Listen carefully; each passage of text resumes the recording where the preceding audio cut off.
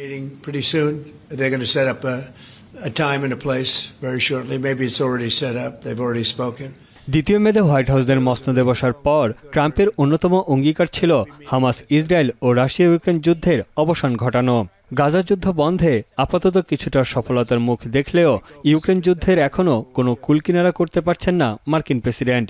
কয়েক দফার চেষ্টার পরও শান্তি চুক্তিতে পুতিনকে রাজি করাতে ব্যর্থ ট্রাম্প।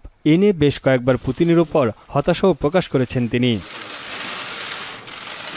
তবে নানা অনিশ্চয়তার মধ্যেই আবারও নাটকীয় পরিবর্তন দেখা গেল ট্রাম্প পুতিন সম্পর্কে।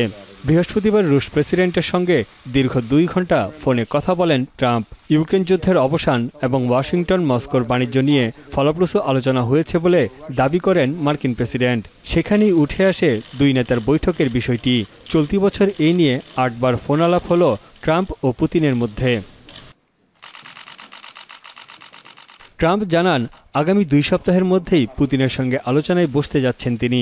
দিন তারিখ ঠিক না হলেও এবারের বৈঠকটি হতে পারে হাঙ্গেরির রাজধানী বুদাপেস্টে। I mean, we have a problem. They don't get along too well, those two, and it's sometimes tough to have meetings. So we may do something where we're separate but equal. We'll meet and talk parties, but this is a terrible relationship. এদিকে Trump পুতিনের সম্মেলন ঘিরে সব ধরনের প্রস্তুতি সেরে রেখেছে Hungary. দুই নেতাকে স্বাগত জানাতে হাঙ্গেরি প্রস্তুত বলেও জানান দেশটির প্রধানমন্ত্রী ভিক্টর অরবান। এ সময় তিনি বলেন বিশ্ববাসীর জন্য শান্তির বার্তা আসবে বুদাপেস্ট থেকে।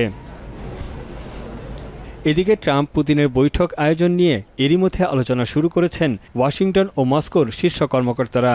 শিগগিরই দুই দেশের পররাষ্ট্রমন্ত্রী এ বিষয়ে বৈঠক করবেন। সেখানেই ঠিক হবে দুই নেতার সম্মেলনের সময়সূচি। বৈঠকের স্থান হিসেবে বুদাপেস্টের ব্যাপারে পুতিন তাৎক্ষণিকভাবে সম্মত হয়েছেন বলেও জানিয়েছে ক্রেমলিন। Трамп упомянул, что, естественно, что он завтра встречается с Зеленским, и сказал также, что в ходе контакта с ট্রাম্পের সঙ্গে বৈঠক করতে আবারও যুক্তরাষ্ট্র সফরে গেছেন ইউক্রেন প্রেসিডেন্ট ভলোদিমির জেলেনস্কি।